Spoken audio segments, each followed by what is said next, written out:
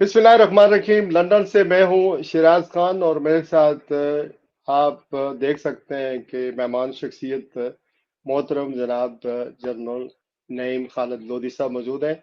हम अस्सलाम इनमें वालेकुम। हम उन्हें वालेकुम सलाम। अब आपको सर खुश आमदीद कहते हैं। बहुत शुक्रिया। थैंक बहुत यू। अरसे के बाद मुझे आपने वक्त दिया। गिला तो शिकवा तो बनता है। जी, चूंकि आपसे न सिर्फ मैं लर्न करता हूँ बल्कि बहुत सारे दूसरे लोग भी लर्न करते हैं। बस और मेरा नवाजी यकीन आपकी, थैंक यू। यकीन जानिए आपकी पाकिस्तान के हवाले से जो थॉट्स होती हैं, जो तजिए होते हैं, वो बड़े फैसिनेटिंग होते हैं। तो उस तरह आजकल तजिए नहीं हो रहे हैं, तो चलो मैंने आपको इस वजह से जहमत फिर दी है। आज नाजरीन को बताते चलें कि सदर डोनाल्ड ट्रंप का दौरा चीन का हुआ है, मुलाकातें हुई हैं, अहद पैमान हुए हैं दोनों मुल्कों के दरमियान। कुछ की तफसीलात है, कुछ तफसीलात अभी आनी बाकी हैं। ईरान के वजीर खारजा ने इंडिया का दौरा किया है। एक बड़ी लंबी चौड़ी 36 मिनट की उन्होंने प्रेस कॉन्फ्रेंस की है। उन्होंने पाकिस्तान की भी तारीफ की, फिर चीन की बहुत ज्यादा तारीफ की, रशिया के हवाले से बात की, और फिर अमेरिका के हवाले से भी बात की। और वहां पर क्या कुछ उन्होंने बातें की हैं उस पर तजिया लेंगे जनरल साहब से। अफगानिस्तान और पाकिस्तान का बॉर्डर मोर देन 6 मंथ आपस में बंद है। बड़े तकलीफ में है अफगानी भी पाकिस्तानी भी, और जिनका इस जंग से कोई ताल्लुक नहीं है।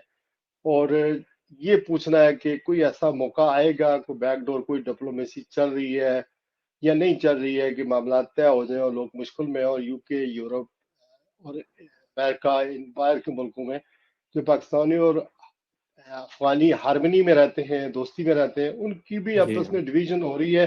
क्योंकि इन दो मुल्कों के दरमियान प्रॉब्लम्स हैं, और कुछ पाकिस्तान की इंटरनल पॉलिटिक्स के पे बात करेंगे। और खान साहब, बानी पीटीआई इमरान खान साहब के हवाले से भी बात करेंगे कि ये मामलात, सेहत वाले मामलात बहुत बिगड़ गए हैं। बहनें जाती हैं डेला जेल के बाहर और उनको कोई एक्सेस नहीं मिलती अपने भाई से मुलाकात करने के लिए। तो आखिर कब तक ये सिस्टम इसी तरह चलता रहेगा? बजट भी आने वाला है, फिर इस्लामाबाद की राहदारियों से खबरें आ रही हैं कि 28वीं तरमीम आने वाली है। और उसके बाद पाकिस्तान में कोई मुबैना तौर पर कोई सदारती निज़ाम आने वाला है। ये बहुत सारी खबरें, तो इस हवाले से आज बात करेंगे। जनरल साहब, सबसे पहले we start with Trump visit to China. How do you see this? जी, बहुत शुक्रिया।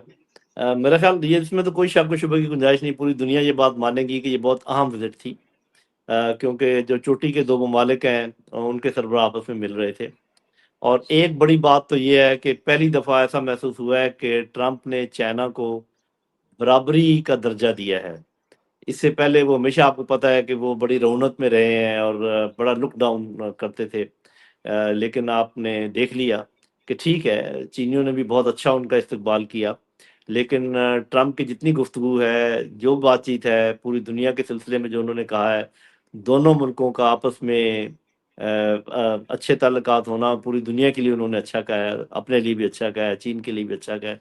तो एक तो ये बात है। दूसरी बात ये है कि दुनिया शायद ये एक्सपेक्ट कर रही थी कि इस मीटिंग के सिलसिले में बहुत सारे कोई मसाइल हल होंगे, तो वो तो साफ ज़ाहिर है, आपने जब देख लिया, जब कोई जॉइंट कम्युनिके ही नहीं है, there no joint statement. Trump जो है, उन्होंने अपनी स्टेटमेंट्स दी हैं और चाइना ने अपनी स्टेटमेंट्स दी हैं, और कोई वेरिफिकेशन भी नहीं है। तो जिस चीज़ का मैं समझ सकता हूँ या आपने देखा होगा, जो चीज़ें दोनों तरफ की हैं, वो एक तो ये है कि उन्होंने ये बात कही है कि हॉर्मज़ को खुलना चाहिए और बातचीत से मसला हल होना चाहिए, जंग ख़त्म होनी चाहिए। ये तो है जो दुनिया के लिए है। लेकिन जो उनके अपने लिए, वो बहुत ज़्यादा उन्होंने आपस में ट्रेड के सिलसिले में बातचीत की, जिसकी अभी तफ़सीलात नहीं आई हैं। क्योंकि ट्रंप ने कहा है कि हमने बड़े अच्छे मुआहदे किए हैं, लेकिन कोई फिर बताया नहीं है कि वो अच्छे मुआहदे कौन से हैं। लेकिन ये तो आपने देखा होगा, जो ट्रंप का एंटूराज था, उसमें बड़े-बड़े टॉप के जो बिज़नेसमैन हैं, जो उनके सीईओज़ वगैरह, वो सारे वहाँ मौजूद थे। जितनी भी वो आप टॉप क्लास 17 कंपनी, एग्जेक्टिव ये ऑल चीफ 17 एग्जीक्यूटिव। एग्जेक्टिव के जो एग्जेक्टिव है मुख्तलिफ कंपनी के, जिसमें जी, जी, एप्पल भी वो है, सारे मौजूद एलोन थे। मस्क भी है, जिस सब। हाँ, जी। जिसका भी आप मतलब नाम ज़हन में आता है, बड़े से बड़ा, वो वहाँ मौजूद था। तो मेरा ख्याल ये है कि इस मीटिंग का एक तो ये फ़ायदा हुआ कि बर्फ़ पिघली है, दोनों में एक कम्युनिकेशन खुला है, और ये बज़ाते खुद एक बड़ा ब्रेक थ्रू है। इसको ये ना समझा जाए कि इससे कोई हासिल वसूल नहीं हुआ। और दूसरा ये कि चाइना ने एक चीज़ कही है ताइवान के बारे में कि इसके बारे में मामलात करते वक्त ज़रा मोहतात रहे अमेरिका। जिसका मतलब ये है कि चाइना ने तो एक ऐसी बात छेड़ी है जो कि कंट्रोवर्शियल है, लेकिन ट्रंप की तरफ से कोई ऐसी बड़ी बात आई नहीं है जो कि कंट्रोवर्शियल हो। उन्होंने ये ज़रूर कहा है कि चीन और अमेरिका इस बात पर मुत्तफिक हैं कि ईरान के पास एटमी हथियार नहीं होने चाहिए, लेकिन चीन ने इसकी तायद नहीं की है। चीन की तरफ से कोई इस किस्म का बयान नहीं आया है, ये ट्रंप ने अपने तौर पे कहा है। लेकिन लगता है ऐसे है कि इसके नतीजे में एक काम ज़रूर हो जाएगा।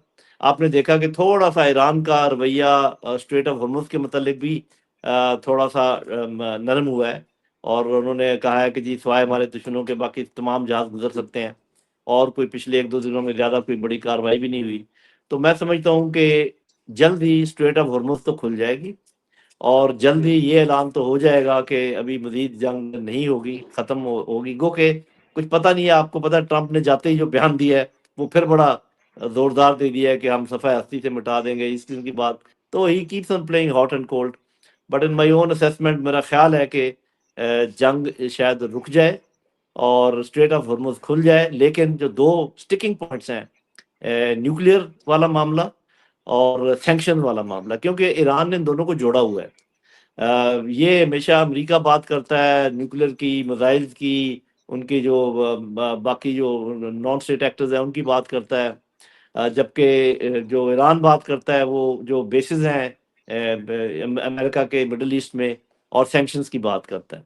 तो वो अमेरिका और इसराइल ये सोच रहे होंगे कि अगर सैंक्शन के बगैर ईरान हमारा ये असर कर सकता है, तो अगर हमने सैंक्शन उठा ली, अगर सैंक्शन के बावजूद वो ये कर सकता है और सैंक्शन उठा ली, तो फिर वो क्या होगा, इसराइल का क्या बनेगा, इस बारे में वो सोच रहे होंगे।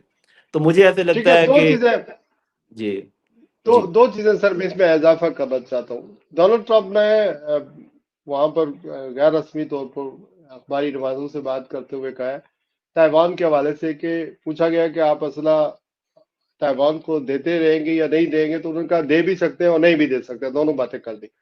दूसरी तरफ डोनाल्ड ट्रंप ने 24 सितंबर को चीन के सदर को अमेरिका का दौरा करने की भी दावत दी है। ये बातें हैं। और जब आप ये कहते हैं कि स्टेट ऑफ हॉर्मुज खुली जाएगी और ईरान नरम लहजे में बात कर रहा है, तो अब्बास अराजकी ने जो इंडिया में आज प्रेस कॉन्फ्रेंस की है, उसमें उन्होंने ये कहा है कि स्टेट ऑफ हॉर्मुज पहले भी खुली हुई थी उन ममालिक के लिए जो अमेरिका के इस जंग में इत्तेहादी नहीं है या जिन्होंने बेसिस उनको नहीं मुहैया जी, किए। बाकी जितने ममालिक है उनके लिए खुली हुई थी पहले भी, और अब भी फ्री ट्रेड वहां से हो सकता है, गुजर सकते हैं सारे। लेकिन हमारी पोजीशन वही है कि वो ममालिक बगैर किसी सेटलमेंट के बातचीत से हम वो नहीं खोलेंगे। तो he sound like a rock and solid, जिस तरह पहले थे उसमें कोई लचक नहीं है, उन्होंने दिखाई। अ, एक और पॉइंट जो उन्होंने बताया वो पाकिस्तान की सालसी के हवाले से सवाल किया गया है, और कहा कि ये तो सालसी तो पाकिस्तान की बहुत अच्छी है लेकिन इसमें कॉम्प्लिकेशंस है। लेकिन सेम टाइम नेक्स्ट ब्रेथ ये था कि चीन ने बहुत किरदार अदा किया है, वो हमारा बहुत आजमूदा या स्ट्रेटेजिकली हमारा पार्टनर है। इंडिया के बारे में कहा कि तेल हमसे पहले बहुत खरीदते रहे, अब नहीं खरीद रहे हैं, लेकिन शायद सैंक्शन की वजह से हम ट्रीट करना चाहते हैं। चाबहार के बारे में बात की है कि चाबहार बहुत अच्छी एक इंटरनेशनल पोर्ट बनेगा, उसको खत्म होना चाहिए, बनना चाहिए, और फिर दुनिया को वो रूट इस्तेमाल करना चाहिए। तो इन ए वे इंडिया के साथ दोस्ती के भी दावे किए गए, और फिर चीन के साथ जो मामला हैं वो भी हुए हैं। तो लेकिन उन्होंने एक बात फिर आज ये कह दी है, यानी अब्बास अराजकी ने, कि जो यूरेनियम की बात है इस पर तो हमने पहले भी वायदा किया था और हमारे कोई एम्बिशंस नहीं है हम एटमी हथियार बनाए। ये बात ही नहीं हो सकती मुज़ाकरात में। पहले हुरमज पे बात करें, सैंक्शन की बात करें, और जाने की बात करें, और जंग न करने की बात करें, उसके बाद हम यूरेनियम पे बात करेंगे। और अगर रशिया इसके अंदर कोई किरदार अदा करता है तो we welcome that. It means के बात वहीं पर ही है जहां उनकी शराइत थी, वहीं पर ही है। तो आप इस पर क्या कमेंट्स करेंगे? कोई नरमी देखिए इसमें तो कोई दिखानी शक नहीं चाहिए कि ईरान दोनों को? तरफ, जी। एक तो ये है कि ये भी याद रखिए कि 2 दिन पहले जो वज़ारत ख़ारिजा चीन की, उन्होंने पाकिस्तान की काविशों की हिमायत की है और साथ ये भी कहा है कि आप इसको और तेज़ करें। और चीन मेरा ख़्याल डायरेक्ट इसमें मुलव्वस नहीं होगा, क्योंकि चीन को आप अमेरिका जो है वो कोई न्यूट्रल कंट्री तो नहीं समझता ना। तो चीन की जी। हिमायत है इस पूरे बातचीत में, और मेरा ख़्याल है बातचीत होगी पाकिस्तान के थ्रू ही। हो सकता है तुर्की शामिल हो जाए, क्योंकि वो भी काफ़ी कोशिश कर रहे हैं। एक और चीज़, जब आप भारत की बात करते हैं कि ईरान ने जब पाकिस्तान की तारीफ़ के साथ-साथ भारत के साथ भी ताल्लुकात की बात की, एक तो हमें इसकी फ़िक्र नहीं होनी चाहिए। ये दुनिया में इंटरनेशनल रिलेशंस का तरीका है कि कोई जो इंडिपेंडेंट मुल्क है, चाहे किसी के साथ भी बात करें। लेकिन ये आप याद रखें कि इंडिया ने हाल ही में, ये कल की बात है, यूएई से दोबारा रीइन्फोर्स की है अपना डिफेंस पैक्ट, और इसका जो रद्द-ए-अमल ईरान में होगा वो आप समझते हैं। ईरान और यूएई के जो ताल्लुकात हैं वो भी आप समझते हैं। तो ये बहुत सारी चीज़ें ऐसी हैं जो ऊपर-ऊपर चल रही हैं और बहुत सारी चीज़ें जो नीचे-नीचे चल रही हैं। और इन सब का दोनों तरफ ने अपना-अपना जो है स्टैंड पॉइंट, उसमें कोई लचक नहीं आई है। लेकिन साफ ज़ाहिर है कि जब कोई बातचीत होगी, आगे बढ़ेगी, तो मुझे ऐसे ही लगता है कि जो तो बाकी बातें हैं वो लंबी हो जाएँगी, उस पे बातचीत चलती रहेगी। लेकिन 2 बातें होने का इम्कान है कि एक सीज़फायर हो जाए और दूसरा स्ट्रेट ऑफ हॉर्मुज़ खुल जाए। ये मेरे ये अंदाज़े में जल्दी होने का काम है। बाकी में आप जैसे कह रहे हैं, ठीक कह रहे हैं कि दोनों के स्टांसेस बड़े सख्त हैं। उसमें ज़रा देर-सवेर हो सकती है। जी। सर, ये इसराइल के वजीर आजम का दौरा है यूएई, और फिर उनका खुद तस्दीक करना, और फिर यूएई के एम्बेसडर ने इसके ऊपर एहतजाज किया है। ये आप किस तनाज़ुर में देख रहे हैं? यानी कि इनके इमेज को खराब करना और मुसलमानों को आपस में लड़ाना, या इसको किस तनाज़ुर में कर दें? जी, देखिए, ये तो मुसलमानों को आपस में लड़ाने वाला जो एजेंडा है वो तो है ही। बाद में जब हम जी। अफ़गानिस्तान की बात करेंगे तो मैं इस चीज़ का कायल हूँ कि वो भी हमें आर्टिफ़िशियल जंग के ज़रिए एक-दूसरे के साथ लड़ाया गया है। एनीवे, उसको जब बात आएगी करेंगे। आपने देखा होगा कि जब ये जंग जारी थी तो कितनी कोशिश की कि सऊदी अरब इसमें छलांग लगा दे, यूएई इसमें छलांग लगा दे, कतर, सऊदी अरब और तुर्की ने तो साफ इनकार कर दिया था। उन्होंने ये यहाँ तक कह दिया था कि जो हमारे ऊपर रॉकेट फेंके जा रहे हैं, वो हमें पता है कि किधर से आ रहे हैं। यानी कि उन्होंने फ़ॉल्स फ्लैग का इंडिकेशन भी दिया। तो फ़ॉल्स फ्लैग में ये लोग नहीं जा सके। अभी पहले तो इस किस्म की खबरें थी कि यूएई खुद जो है वो उसका रुझान था, और अभी भी शायद है इसराइल की तरफ। लेकिन अभी इसराइल ये चाहता है कि खुल के इस किस्म की बातें करे कि कोई यूएई के साथ, यूएई के पास कोई और ऑप्शन रहे ही ना, सिवाय इसके कि हमारे साथ रहे। लेकिन ये बाकी लोग भी ये बात समझते हैं। तो ज़रूरी नहीं कि ये जो चाल है, इसमें आ जाएँ। बेसिकली तो ये देखना है ना कि सऊदी अरब, कतर, ओमान, कुवैत, बहरीन, ये क्या स्टांस लेते हैं। तो ये तो हमें पता है, सऊदी अरब और कतर और ओमान का स्टांस तो बिल्कुल क्लियर है। कुवैत का अगर थोड़ा-सा है तो वो डामाडोल पता चल जाएगा। वो जो बहरीन है वो सऊदी अरब के बगैर चल नहीं सकता। तो सिर्फ़ यूएई अकेला रह जाता है। मेरा अपना ख़्याल ये है कि चूँकि उनके लीडर काफ़ी कोना मश्क सियासतदान है, वो आप देखेंगे कि वापस अरब लीग की तरफ आएँगे और थोड़ा-सा शायद दूर हो जाएँ इसराइल से। इसी खदशे की बुनियाद पर इसराइल ऐसे ही खबरें छोड़ रहा है, ऐसी बातें आगे ला रहा है, ताकि उनके लिए ये मुश्किल हो जाए या नामुमकिन हो जाए। और लेकिन ये कि यूएई का रवैया भी इसी किस्म का है कि हिंदुस्तान के साथ वो ज़्यादा ताल्लुकात गहरे कर रहा है। पाकिस्तान के खिलाफ कभी-कभी कोई ऐसी बयान भी आ जाता है, जो कि मेरा ख़्याल इतना अच्छा नहीं होता। तो देखते हैं। ये तो बात क्लियर है कि जो मिडल ईस्ट है वो स्प्लिट हो गया है, और जो मेजॉरिटी ऑफ मिडल ईस्ट है वो ईरान के साथ अच्छे तरीके से रहने पर रज़ामंद है। उनके साथ शायद एग्रीमेंट भी करना चाहते हैं और पाकिस्तान की काविशों की हमायत भी करते हैं। तो इस लिहाज से यूएई भी आइसोलेशन की तरफ जा रहा है। देखते हैं कि वो किस तरीके से इससे छुटकारा हासिल करते हैं। जी। सर, ये यूएई की आपने बात की, तो हम जरा एहतियात ही बरतेंगे। ये तो पाकिस्तान जी। के फॉरेन ऑफिस का काम है। अ, आज मैं एक रिपोर्ट बीबीसी की पढ़ रहा था, वो ये बताते हैं कि जो आईएमएफ कहता है कि चूंकि बैरून मुल्क से पाकिस्तान में सरमायाकारी, ना सरमायाकारी नहीं, ज़र मुबादला की सूरत में जो रकम आती है थी, वो मिडिल ईस्ट की वॉर की वजह से कम आएगी। तो Pakistan is going to face lot of financial problem, crisis. तो ये भी खबरें सुजेस्ट करती है कि वहां से, दुबई से लोगों को, या यूएई से कुछ लोगों के वीजे खास करके ईरानी सेक्ट को फॉलो करने वाले उनको निकाला जा रहा है। वो इस पर ईरान ने तो एहतजाज किया है, लेकिन हमारी तरफ से कोई उसकी ना कोई तस्दीक आई है ना, और बहुत सारे लोग बताते हैं कि ऐसा हो रहा है। तो पाकिस्तान को के लिए इस वक्त किस तरह प्ले करना चाहिए विद जी यूएई? जी। जी, उसमें ऐसे है कि पहली बात तो ये है कि जो जो हमारे अपने स्टेट बैंक ने जो खबर निकाली है वो तो ये है कि जो रेमिटेंसेज है पिछले 2 महीनों में वो पहले के मुकाबले में ज्यादा हुई हैं। अब अल्लाह अच्छा। बेहतर जानता है, मेरा ख्याल है कि जी ये खबर आई है। उसकी एक वजह है, आपने देखा कि पाकिस्तानियों की एक बात तो आपको माननी पड़ेगी कि पाकिस्तानी छोटे मोटे खतरात से डरते नहीं है। जबकि ये सारे जंग जदल के दौरान सबने वहां से भागने की कोशिश की और बहुत लोग भागे भी हैं। खासकर यूरोपियन गए हैं और फार ईस्टर्न, पाकिस्तानी ज्यादा वहां से निकले नहीं है। तो ये उनकी बहादुरी की वजह भी एक है कि जो मुल्क है वहाँ के वो ये सोचते होंगे कि यार अगर कोई हमारे साथ खड़ा होता है बुरे वक्त में तो ये पाकिस्तानी है। और उसके बाद जब कंस्ट्रक्शन वगैरह का टाइम आ रहा है तो फिर भी आपको पता है कि पाकिस्तानी लेबर जो है वो वहाँ पर उनका काम काज करने का सभी मानते हैं कि वो मेहनती लोग हैं। तो मेरा अपना ख्याल ये है कि इससे शायद ज्यादा फर्क नहीं पड़ेगा। पिछले 1-2 महीनों में तो फर्क नहीं पड़ा बल्कि फायदा हुआ है। ये जो आप बात कर रहे हैं इसमें तो ये बात दुरुस्त है कि कुछ ना कुछ ऐसे मामला हुए हैं, लेकिन वो उन्होंने अपने कोई ऐसे इकदाम किए होंगे अपनी हिफाजत के लिए।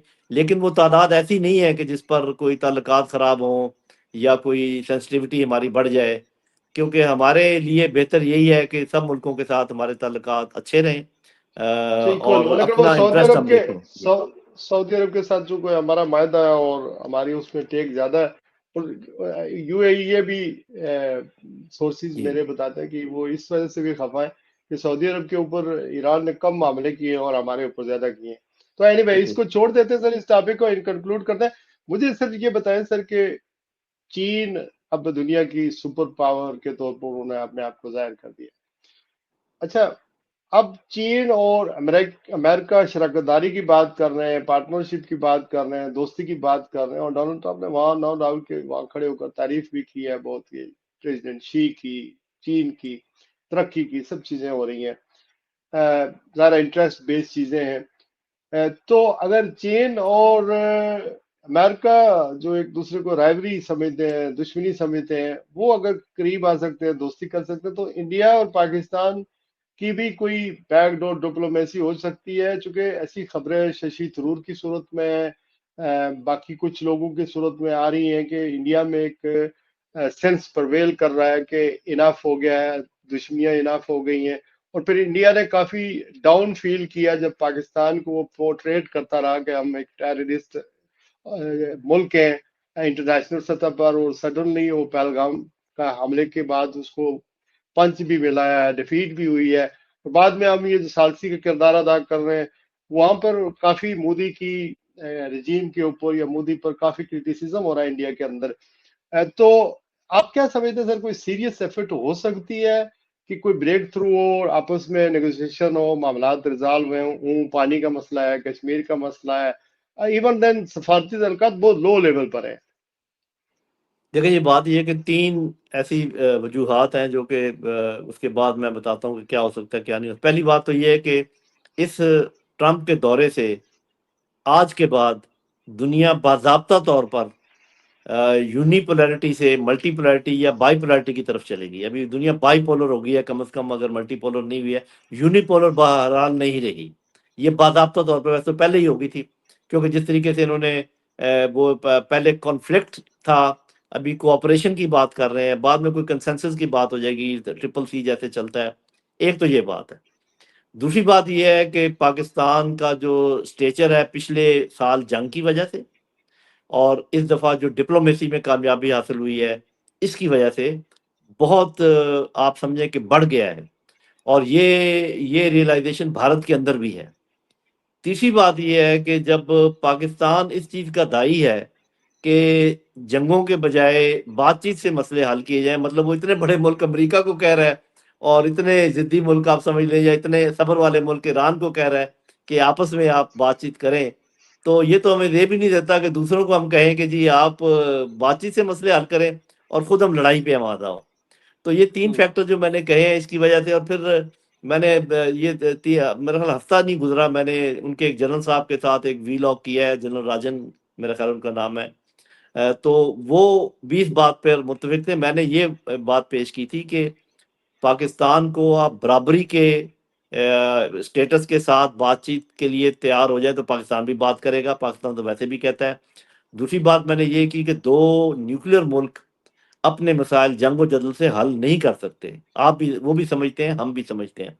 लेकिन अगर पाकिस्तान ने सबसे पहले कोई मसला हल करना है मेरी नज़र में, वो अफगानिस्तान के साथ हल करना चाहिए, जो कि एक मुसलमान मुल्क है। बेशक उनके साथ हमारे जैसे भी पिछले 70 साल में मामलात रहे हैं, तो भारत से भी पहले। और ये भी आप याद रखें कि इस वक्त जो कुछ हमारे ऊपर हमले हो रहे हैं अफगानिस्तान की तरफ से, वो सिर्फ अफगानिस्तान मुलव्वस नहीं है उसमें। उसमें भारत भी है, उसमें इसराइल भी है, उसमें दो मुल्क और भी हैं जिनका मैं डिप्लोमेसी की वजह से नाम नहीं लेता। तो ये अभी आपकी डायरेक्ट जंग दोनों तरफ हो रही। तो सबसे पहले आपकी जरूरत ये है कि अगर आप वाकई अमन की बात करना चाहते हैं, आप बात करें अफगानिस्तान के साथ।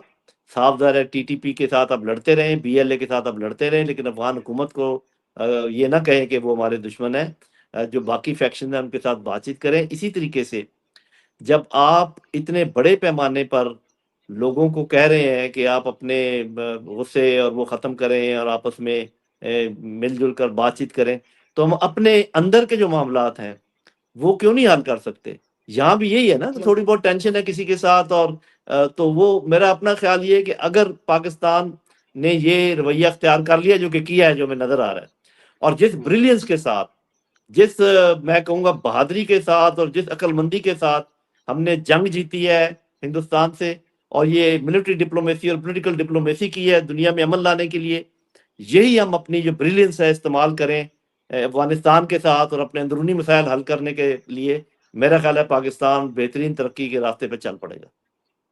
सर ये कब तक ट्रेड खुल जाएगा, बॉर्डर खुल जाएंगे? और फिर अगर हम इसको मतलब जो खैबर पख्तूनख्वा के लोग हैं या बलूचिस्तान में जो लोग हैं, जो खास करके मौलाना फजल रहमान है या पीटीआई है, ये जो लोग स्टेक होल्डर हैं, इनके तो बड़े राब्ते हैं तालिबान से भी, अफगानिस्तान से भी, तो इनको यूटिलाइज नहीं किया जा सकता सर?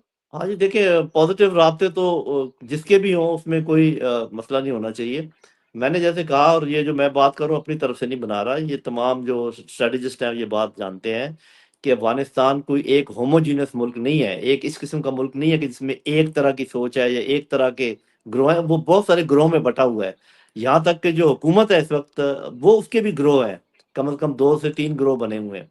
और जो हमारे ऊपर हमले हो रहे हैं, टीटीपी कर रही है, बीएलए कर रही है, दाइश कर रही है, उसके पीछे ठीक है इनका कनेक्शन ये तो है कि इनके आपस में राब्ते हैं, लेकिन उसके पीछे अफगान हुकूमत नहीं है, उसके पीछे रॉ है, उसके पीछे मुसाद है। और अच्छा, हाँ, लेकिन हम ये जरूर तो कह यानी सकते हैं कि तालिबान मामूली तालिबान तालिबान नहीं है? तालिबान तालिबान का सिर्फ ये कसूर है, और वो कसूर कोई छोटा नहीं है, कि वो मौका क्यों दे रहे हैं हमारे दुश्मनों को कि वो वहां पर उनकी सरजमीन इस्तेमाल करें। ये शिकायत तुम्हारी जायज बनती है ना। लेकिन अगर हम उनको अलग अलग अलग अलग उनसे डील करें, हम कहें कि जी अफगान तालिबान से भी हम बात करते हैं, हम अफगानिस्तान के बाकी जो नॉर्दर्न अलायंस है उनसे बात करते हैं और लोगों से बात करते हैं, लेकिन तहरीक तालिबान पाकिस्तान से लड़ते रहेंगे, वो जहां भी होंगे हम उनको मारेंगे, बीएलए से हम लड़ते रहेंगे, फिर तो मामला ठीक होता है। लेकिन अगर आपके डिफेंस मिनिस्टर ये ऐलान कर दें कि अफगानिस्तान हमारा दुश्मन मुल्क है सारे का सारा, और ये तो फिर आपने खुद ही उनको इकट्ठा कर दिया ना। उनको तो अलग अलग रखना चाहिए था। ये जो हमें मगरब ने बात पढ़ाई है ना कि कोई फर्क नहीं है वहाँ अच्छे तालिबान और बुरे तालिबान में, सब तालिबान जो है ना, जो तालिबान मार जाए वो अच्छा तालिबान, ये उनका नैरेटिव था। हमें नहीं अपनाना चाहिए था। हमें ये कहना चाहिए था कि देर आर फैक्शंस इन अफगानिस्तान, मुख्तलिफ किस्म के लोग हैं, और जो जैसा कोई हमारे साथ सलूक करेगा हम उसी तरीके से उनके साथ डील करेंगे, किसी के साथ बात करेंगे, किसी के साथ तजारत करेंगे, किसी के तो ये अगर हमारा रवैया आज भी ठीक हो जाए, तो मेरा अपना ख्याल ये कि ये आ चुका है ये ख्याल, जो हमारे टॉप लीडरशिप है। और अनकरीब आप देखेंगे कि अफगानिस्तान के साथ बैकडोर में भी डिप्लोमेसी चलेगी, सामने भी चलेगी। चीन ने एक आध दफ़ा कोशिश भी की है। और ये मामला जिस तरीके से मैं कह रहा हूँ कि अलग अलग रखा जाए, जिनके साथ लड़ाई लड़नी है उनके साथ लड़ें, जिनके साथ बात करनी है उनके साथ बात करें, ताकि ये हिंदुस्तान ने जो वहाँ पर स्पेस ले ली है, और इसराइल और उनका जो गठजोड़ है, जिसकी वजह से बलूचिस्तान भी टर्मोइल में है और केपीके भी टर्मोइल में है। ये हमें दूर करना पड़ेगा। और दूसरा तीसरा फैक्टर ये बड़ा इंपॉर्टेंट है कि जो लोग हैं, ये जो हमारे दोनों सूबे हैं, बलूचिस्तान के और केपीके के, ये अगर इनमें से कोई मुतनफ़र एलिमेंट्स हैं, उनको हमें उनके साथ उनको अपने गले लगाना चाहिए, उनसे प्यार मोहब्बत से पेश आना चाहिए। उनको ये नहीं कहना चाहिए कि तुम दुश्मनों के साथ मिले हुए हो। आप देखें, तरीका ये होता है जब आप दुश्मनों में भी जब अफ़गानिस्तान के भी फैक्शन है ना, स्ट्रैटेजी ये आपको कहती है, डिप्लोमेसी ये कहती है कि उनको अलग-अलग रखो, उनको इकट्ठा मत करो। और आप तो कुछ अपने लोगों को भी धक्का देके उनके साथ मिलाने की कोशिश कर रहे हैं, व्हिच इज़ वेरी तो डेंजरस। ये ये नहीं ये करना वेरी चाहिए। डेंजरस है। ये बिल्कुल ठीक आपने पकड़ा है, लेकिन जब सर अफगानिस्तान की सरजमीन से अगर पाकिस्तान में हमला होता है, वो टीटीपी करती है, तालिबान करता है, जो भी करते हैं, हुकूमत करती है, या जैसे मोसाद करते हैं, तो पाकिस्तान के सारे लोग अफगानिस्तान के बारे में तासर रखते हैं और अपनी फौज के साथ हो जाते हैं, इसको गलत समझते हैं। और ये समझते हैं कि अब पूरे अफगान के लोग ऐसे ही हैं, यानी हम तो अपनी फौज के साथ है या अपनी सिक्योरिटी अदारों के साथ हैं, अपने लोग हैं। अब पिछले मैं देख रहा था, पिछले 4-5 दिनों में कम से कम 31 पुलिस ऑफिसर्स और सिविलियन जो है, ये उन पर हमले हुए और मारे गए, बन्नू में, बलूचिस्तान में। लेकिन उसका कोई मीडिया ने कोई, यानी कोई जिक्र इतना लंबा चौड़ा नहीं किया। वो पिंक की फिल्म चल रही है और वो आज डिस्कशन हो रही है वो, लेकिन ये और सारी ये चीजें ये स्पेस, ये ये अनफॉर्चुनेट स्पेस, है। ये जी। अनस्पेसिफिक। लेकिन सर आप ये बताएं कि हमें, हम जब उनकी तो एयरफोर्स नहीं है, लेकिन हम जब एयरफोर्स, बड़ी एयरफोर्स है दुनिया की, बड़ी फौज है हमारी, हम जब एयरफोर्स से हमला करते हैं पाकिस्तान में, या जैसा हम पे कहा जाता है मुबैना तौर पर रिहेबिलिटेशन सेंटर पे हमला हुआ, तो बहुत सारी कैजुअलिटी बताई जाती हैं, तो फिर पूरा अफगानिस्तान के लोग ही फिर हमारे खिलाफ हो जाएंगे, तो क्या करेंगे फिर? नहीं, देखिए, ये कि बात ये ये है कि अफगानिस्तान के लोग तो उस दिन आपके खिलाफ हुए जिस दिन आपने दो बातें कही कि अफगानिस्तान हमारा दुश्मन मुल्क है। ये आपकी हुकूमत की तरफ से ये बात आई थी। और दूसरा ये एग्जैक्टली। कहा कि अब अफगानिस्तान के साथ हमारी खुली जंग है। ये दो बातें आपको कहने की क्या जरूरत थी? आप वही। मारे ना टीटीपी को। आप कहें हम सर्जिकल स्ट्राइक करेंगे, जहां पर हमें टीटीपी का पता चलेगा हमारे अफगानों से। अभी बाद में अभी हमने ये बयानिया किया है कि हमारा अफगान जो अवाम है उनसे कोई दुश्मनी नहीं है। लेकिन आपने एक दफा खराबी पैदा करके अभी उसको ठीक करने की कोशिश कर रहे हैं। तो एक दफा जब कोई मसला खराब हो जाए तो उसको, तो मैं आज भी कहता हूं कि मेरा ख्याल ये है कि अफगानिस्तान के लोगों के साथ हमारी कोई दुश्मनी नहीं है। अफगानिस्तान एज ए मुल्क के साथ हमारी कोई दुश्मनी नहीं है। अलबत्ता वो जो स्पेस देते हैं उस पर हमारा शिकायत है उनके साथ। वो शिकायत हमारी बजा है। हमने जो तो हम operation, penetrate sir, Mossad Mossad या राह पेनिट्रेट कर गई है, लेकिन हम पेनिट्रेट क्यों नहीं कर सके वहां पर? ये तो सारा कुछ हमने ही वहां बिल्डअप किया था, देखिए, तालिबान और ये ये सब। तो बहस बहुत बढ़ जाएगी। मैं सिर्फ इसमें आपको दो बातें बताता हूँ। हमने हम्म। मगरिब का बयानिया अपना लिया कि जी वो अपने औरतों के साथ ये करते हैं और वो फलाने हैं और वो इस किस्म के। भाई, वो अपने मुल्क में जो मर्जी करें। बाकी मुल्क जो आप करते हैं, आप उनसे जब दोस्ती करते हैं, या मैं आपको छोटी सी मिसाल देता हूँ। 5 साल पहले तक सऊदी अरब में औरतें गाड़ी नहीं चला सकती थी। तो आपके तो तल्लुकात सऊदी अरब से पिछले 50 साल से बेहतरीन है। कभी कोई मुल्क ऐसे भी करता है कि जी आप ये नहीं करते, आप वो नहीं करते? आप बात करें जो मुल्कों के लेवल पे इंटरनेशनल रिलेशंस की बात होती है, वो होनी चाहिए। दूसरी बात, आपके जितने बड़े बड़े चैनल हैं उन सब के नुमाइंदे दुनिया में मौजूद हैं। यूके में आपको मिल जाएगा, जर्मनी में मिल जाएगा, अमेरिका में मिल जाएगा। मैं ARY का यहाँ से बोल रहा हूँ, मैं हम न्यूज जर्मनी से बात कर रहा हूँ। कभी किसी ने कहा है कि मैं जियो न्यूज काबुल से बात कर रहा हूँ? नहीं। तो मेरे भाई, ये जो मैंने बातें कही हैं, बात ये है कि एक नैरेटिव था मगरिब का, उसने हमने अपना लिया। अफगानिस्तान एक्सपेक्ट कर रहा था कि हम उनको तस्लीम करें, हम उनके अपने नज़दीक हों उनके। हम जो है ना लोगों के कहने पे उनसे दूर हो गए। जगह वहाँ खाली थी, भारत वापस आ गया। पहले भारत इतना परेशान था जब ये अफगान तालिबान आए कि अब तो पाकिस्तान वहाँ पर जम जाएगा और हमारा क्या बनेगा। पाकिस्तान ने उसके बाद सख्त मिस हैंडलिंग की। किसी ने, मतलब ये कि देखें, पिछले 70 साल से वो हमारे दोस्त तो कभी नहीं रहे ना, लेकिन हम उनको मैनेज तो करते रहे ना। तो ऐसे ही मैनेज करते रहना करके। चाहिए था हमें। और खासकर जब नहीं। आप इस माहौल में हैं कि उधर से हिंदुस्तान ताक लगाए बैठा है कि कब आपके ऊपर हमला करे, तो आपने उनको मौका दे दिया कि वो दूसरा फ्रंट भी खोल दें। इससे पहले जब 65 की जंग हुई, 71 की जंग हुई, तो अफगानिस्तान ने कहा था इस तरह से फिक्र ना करें आप। अब वो ये नहीं कहेंगे। जो अभी आपने, जब तक कि आप अपने ताल्लुकात उनके साथ ठीक नहीं कर लेते। तो मैं इस चीज़ का हामी हूँ जो आपने बात कही है कि हम बातचीत करें अपने तमाम पड़ोसी मुल्कों के साथ बशमूल हिंदुस्तान, लेकिन बराबरी के उसके ऊपर। और इस बात पे कि बिल्कुल। एक जो उनके शिकायतें हैं वो भी हम सुने, जो हमारी शिकायतें हैं वो भी सुने। इसी तरीके से आप अपने ताल्लुकात फौरन ठीक करें अफगानिस्तान के साथ। जी यहाँ पर यह भी मैं बताता चलूं सर कि पाकिस्तान मई 2025 में और मई 2026 में डिफेंस के एतबार से काफी मजबूत हो चुका है। चीन के जो तैयारी लिए हमने, जो ट्रेनिंग कर रहे हैं, और भी बहुत सारी चीजें होंगी जो इसकी तफसीलात मुझे नहीं है। तो पाकिस्तान नो डाउट कि जंग में कभी इंडिया जरूरत नहीं करेगा उस तरह कभी वापस आने की। इसी वजह से मेरे ख्याल में ये जो दोस्ती की बात वहां से भी हो रही है, हमारी तरफ से भी आवाजें आप जैसे लोग जो है मतलब अगर उठा रहे हैं, तो ये एक अच्छा पॉजिटिव जस्टिस है। उनको भी नुकसान हो रहा है, हमें भी नुकसान हो रहा है, और दुश्मनी से तो मिलने वाला कुछ नहीं है, वो असल होने वाला कुछ नहीं है। ये तो गुर्बत लाती हैं जंगें और दुश्मनियां, और मिजरी लाती हैं। और हम ये डिफेंस पे और इस तरह की चीजें जो कर रहे हैं, मिलकर बहुत जी कुछ कर सकते हैं। बिल्कुल, जियो इसमें इसमें पॉलिटिक्स बहुत इसमें कोई तब्दील शक नहीं तब्दील है। हो रही सिर्फ उसमें ये है कि हिंदुस्तान को अपना ये रवैये दो ठीक करने पड़ेंगे। एक तो जो उन्होंने मुसलमानों के साथ जिस किस्म का सलूक रवा रखा हुआ है इंडियन मुसलमानों के साथ, उसमें वो पाकिस्तान ही अगर उनसे बातचीत करे तभी वो उनका, और पुरसान हाल कौन है?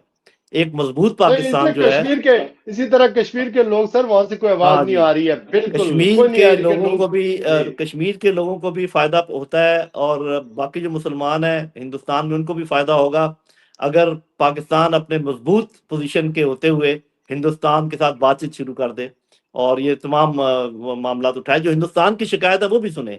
अगर वो कहते हैं जी हम उनके इलाके में कुछ करते हैं, तो उनको कहें जी हाँ ठीक है, बैठते हैं, आप भी सबूत दें, हम भी आपको बताते हैं कि हमें जो जो मसला है पानी का है, कश्मीर का है, आए अगर आए आपस में बात करते हैं ठीक है, वरना सालसी करवा लेते हैं, क्योंकि आपस में बात तो हमारी कभी कामयाब हुई नहीं है।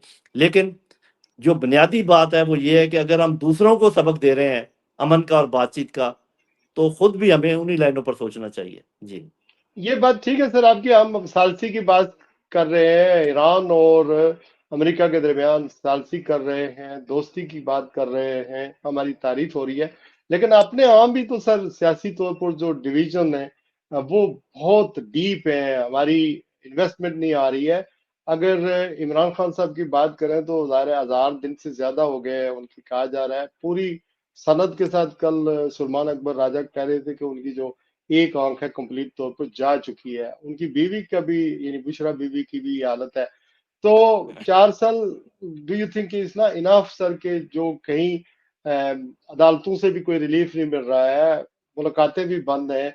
और फिर अपने यहाँ मैं पूरे मैं तहरीक इंसाफ का नहीं हूँ, मैंने तो 30 साल हो गए सहाफत करते हुए। मैंने जरदारी बेनजीर भुट्टो के लिए भी लिखा, मैंने नवाज शरीफ के लिए लॉन्ग टाइम, जब 1999 में मुशर्रफ साहब ने उनकी हुकूमत खत्म की, तो मैं मुसलसल लिखता रहा। उस वक्त प्रिंट मीडिया ही होता था, और ये ऑन रिकॉर्ड है मेरे पास अल्बम में, जो उनकी हिमायत में उनके साथ ज्यादती हुई थी, लिखा था। लेकिन ये जो मौजूदा दौर है सर, इसमें पूरी मैं कन्वेंशन के साथ, पूरी सनद के साथ आपको कह सकता हूं कि आज भी पाकिस्तान के अंदर 4 साल से जेल में रखने के बावजूद, 1000 दिन रखने के बावजूद, लोगों के सेंटिमेंट इमरान खान से ज्यादा ज्यादा हो चुके हैं, कम नहीं हुए हैं। और हमने बहुत सारी कामयाबियां इंटरनेशनल सतह पर ली हैं, मीडिया भी दिखाता है, लेकिन वो अवाम के अंदर हुकूमत की जो से है या जो पॉपुलैरिटी, वो इस तरह नहीं है। तो क्या किया जाए सर, बर्फ कैसे पिघले, होना क्या चाहिए? जरा सा इस हवाले से बताएं कि दुनिया से सालसी तो करवा रहे हैं, उनकी कर रहे हैं, ठीक है, करनी चाहिए, हमारे लिए भी बड़ी इज्जत की है। आप भी उसको oblige करते हैं, मैं भी oblige करता हूँ, सारे करते हैं। लेकिन अपने यहाँ तो अपना घर इन ऑर्डर करना पड़ेगा ना, देखिए, ये सबसे बात पहला ये है सवाल। कि जब जितने भी स्टूडेंट्स हैं इंटरनेशनल रिलेशंस के, जो पोटेंशियल ऑफ कंट्रीज की बात करते हैं, पावर पोटेंशियल की बात करते हैं, तो उसमें इसमें कोई शक नहीं कि फौज एक एक एलिमेंट है, बहुत बड़ा डिप्लोमेसी एक एलिमेंट है। दो में हमने कामयाबी हासिल की है, लेकिन बहुत बड़े बड़े एलिमेंट्स और भी हैं। इकोनॉमी कंट्री की, अंदरूनी यकजहती किसी मुल्क की। तो जो मुल्क अंदरूनी तौर पे जहाँ यकजहती ना हो, जहाँ पर लॉ एंड ऑर्डर रिश्वततानी जोरों पर हो, अदालतें जो है ना सही फैसले ना कर पा रही हों, और जो ये जो टेररिज्म है इसने सर उठाया हुआ हो, आपकी इकॉनमी बिल्कुल वीक हो, तो आप एक वेल बैलेंस्ड मुल्क का तासर जो है ना वो नहीं दे सकते। आज ठीक है, आप एक ज़रूरत है सिचुएशन की आप कर रहे हैं, लेकिन अगर आप ये समझते हैं कि इसकी बुनियाद पर आप अपनी इकॉनमी ठीक कर लेंगे या अपनी अंदरूनी, तो उसके लिए आपको अलग काविश करनी पड़ेगी। मैं हमेशा कहा करता हूँ कि अगर आपने क्रिकेट अच्छी खेली है, तो इसका ये मतलब नहीं कि आप फुटबॉल में भी आप चैंपियन बन जाएँ। फुटबॉल के लिए आपको फुटबॉल टाइप लोग चाहिए ना। तो मैं तो ये कहता हूँ कि बात ये है कि मैं पहले अपना बात क्लियर कर दूँ कि ईमान के बाद सबसे पहले पाकिस्तानी और पाकिस्तानी अवाम, उसके बाद अफ़वाज पाकिस्तान, उसके बाद कोई और। लेकिन अवाम और पाकिस्तान साफ ज़ाहिर है कि टॉप पर है और बड़े इम्पोर्टेंट हैं। तो मैं तो हमेशा ये कहा करता हूँ कि अगर मिसाल के तौर पे किसी पॉलिटिकल पार्टी ने कोई गलती की भी है, गलतियाँ की भी हैं और ज़रूर की होंगी, हम उनको डिफेंड नहीं करते, लेकिन पूरी पूरी पार्टी को हर उसके चाहने वाले को, हर झंडा उठाने वाले को डंडागिरी के साथ करना तो मेरा ख्याल किसी भी तरीके से, इसी तरीके से मैं पीटीआई वालों को कहता हूँ कि आपको किसी इंस्टीट्यूशन के किसी पॉलिसी से हो सकता है कि इख्तलाफ हो, लेकिन पूरे इंस्टीट्यूशन को बदज़ुबानी उनके लिए इस्तेमाल करना और गाली गलौज तक चले जाना, ये भी कोई अक्लमंदी की बात नहीं है। तो जब तक ये रवैये ठीक नहीं होंगे, और ये एक तरफ का नहीं है, ये कई तरफ के रवैये हैं, और इसमें जो मौजूदा पॉलिटिकल हुकूमत है उसका जो इंटरेस्ट है वो आप भी जानते हैं, मैं भी जानता हूँ। वो तो यही चाहेंगे कि ये आपस में सींग फंसाए रखें। तो ये पाकिस्तान के लिए बहुत ज़रूरी है, ख़ासकर जो बलूचिस्तान की हालत है, जो केपीके में हालात हैं, और उन्हीं के साथ बॉर्डर मिलता है अफ़गानिस्तान का, नीचे से समुंदर है जो कि बलूचिस्तान के साथ मिलता है। जब तक वहाँ पर ऐसे लोग मौजूद हैं, जो कि टेररिस्ट को इसलिए पनाह दे देते हैं बाज़-औक़ात कि उनके कोई रंजिश होती है सेंट्रल गवर्नमेंट के साथ या किसी के साथ, तो ये मामले हमारे से कंट्रोल नहीं होंगे। सबसे पहले ज़रूरत ये है कि अपने लोगों को गले लगाएँ, एक दूसरे को माफ करें, और गलतियां सबने की हैं, किसी एक ने नहीं की है। किसी एक साइड का ये कहना कि जी सारी गलतियां दूसरी साइड की हैं, वो हमसे माफी मांगे, ऐसा नहीं हो सकता। माफियां सबको मांगनी पड़ेंगी, और बहुत सारी चीजें मैं इसका जिक्र करता रहता हूँ कि किस किस मौके पर क्या क्या कुछ हुआ है। तो मेरा ख्याल है इनफ इज इनफ। अब जबकि पाकिस्तान ने एक स्टेचर हासिल कर लिया है, इस स्टेचर को अगर आपने सस्टेन करना है, तो फिर तो आपको ये अंदरूनी यकजहती पैदा करनी पड़ेगी, जिसके लिए दिल बड़ा करना पड़ेगा और ज़हन से गुस्से उतारने पड़ेंगे। और दूसरा ये कि अपनी इकॉनमी को ठीक करना पड़ेगा, जिसके लिए जो एक्सपर्ट्स हैं, उनके उनकी राय लेनी पड़ेगी, बजाय इसके कि जिन लोगों को नहीं पता वो इसको चलाने की कोशिश करें। फिर आप इसको सस्टेन कर पाएँगे, फिर पाकिस्तान एक मिडल पावर के तौर पे उभरेगा, फिर वो इस पूरे मिडल ईस्ट को जो है ना वहाँ पर उसकी वाह-वाह रहेगी। वरना ये काम टेम्परेरी हो जाएगा और ये खत्म ना हो जाए खुदा ना खास्ता, इसका मुझे खदशा है। तो इन चीज़ों की तरफ आपको तवज्जो देनी पड़ेगी। आपने बड़े दुरुस्त तजिया किया सर कि आपको जो इंटरनेशनल सतह पर आपकी को पेजराई मिली है, जरूरी नहीं कि इकोनॉमिकली भी आपको कोई फायदा पहुंचे। आपने माल का हक जीता है, इंडिया को शिकस्त दी है, कौम ने यूनिटी दिखाई है, एक यूनिफिकेशन की फिजा बनी है मुल्क के अंदर। उसको आप कन्वर्ट करें तो स्ट्रेंथन योर इकोनॉमी, अपनी मैशत ठीक करने के लिए, और अपने यहाँ जो पोलराइजेशन है, जो डिविजन्स है, उसको खत्म करें, ताकि हम ज्यादा एक मजबूत मुल्क की तरह बनकर दुनिया के नक्शे पर उभरे और अपनी इकानमी भी ठीक करें। चूंकि हमारा सबसे बड़ा मसला तो यही है ना सर कि हमारे इंस्टीट्यूशन, आज हुकूमत गिर जाती है तो इंस्टीट्यूशन भी वैसे ही हैं उनकी, चूंकि इंस्टीट्यूशन बड़े, यहाँ बरतानिया की आज हुकूमत चली जाती है तो कोई फिक्र नहीं है, चूंकि इंस्टीट्यूशन अपने दायरा कार में काम कर रहे हैं, पार्लियामेंट काम कर रही है, जुडिशरी काम कर रही है, पुलिस काम कर रही है, जितने भी अदारे हैं वो अपनी अपनी जगह काम करते रहेंगे। जो लेजिस्लेशन पहले से थी उसमें कोई जोल नहीं आएगा, लेकिन हमारे अदारे कमजोर हैं, पॉलिटिकल इन्फ्लुएंस के अंदर आते हैं। अब जुडिशरी का हाल देख ले, पार्लियामेंट का हाल देखें, तो इस तरह मुल्क आगे नहीं बढ़ते। अपना बहुत सारा ख्याल रखिएगा। जनरल साहब, कोई मैसेज है आखिरी तो दे दें, फिर इस पर कंक्लूड बहुत करते शुक्रिया। बस एक तो ये जो आपने कहा हमारे इदारे कमज़ोर हैं, असल में हमारे इदारों में बैलेंस नहीं है, कुछ बहुत मजबूत हैं, कुछ बहुत कमज़ोर हैं। ये सबको अगर अपने अपने तौर पर जितनी मजबूती होनी चाहिए अगर सब हों, तो फिर मेरा ख्याल है कि इतना बड़ा मसला नहीं होगा। दूसरा मेरा अपना अंदाज़ा ये है, मेरा असेसमेंट ये है कि ये जो तरामीम आने वाली हैं, इंशाल्लाह आप देखेंगे इसमें कुछ बहुत अच्छी चीज़ें होंगी। उसके बाद आप और हम जो बात कर रहे हैं ना कि इकॉनमी भी बेहतरी की तरफ जाएगी और अंदरूनी यकजहती भी बढ़ेगी, और थोड़ा-सा आपको प्यार मोहब्बत की फ़ज़ा भी नज़र आएगी। इंशाअल्लाह मैं दुआ भी करता हूँ और हम एक्सपेक्ट भी यही कर रहे हैं। कोई सुधारती निज़ाम वगैरह तो नहीं आ रहा? ये मैं बस कुछ नहीं कह सकता, लेकिन ये मैं आपको खबर दे सकता हूँ कि जो भी होगा वो कि मुल्क और अवाम के लिए अच्छा होगा। क्योंकि बात ये है कि जब तक अवाम पिस रहे हैं, आप चाहे सोने के बन जाएं दुनिया की नज़र में, आप चाहे हीरे बन जाएं किसी की नज़र में, अगर आपके अवाम पिस रहे हैं गुर्बत में और नाखानदगी में और बीमारियों में, कोई फ़ायदा नहीं है इस बड़ाई का। बड़ा वो होता है जो टोटली बड़ा हो, जो टोटल ओवरऑल मुल्क बड़ा हो। बिल्कुल ठीक है। अपना बहुत सारा ख्याल रखिएगा। बहुत शुक्रिया, कमेंट्स में थैंक यू। ज़रूर जनरल साहब की जो आपने तजिया सुना या जो इस तरह के सवालात मैंने उठाए, कमेंट्स में ज़रूर हमें कमेंट्स करें और बताएं। अपना इस दुआ के साथ अपना प्रोग्राम ख़त्म करता हूँ कि अल्लाह पाकिस्तान और अहले पाकिस्तान की खैर करे। पाकिस्तान आमीन। जिंदाबाद।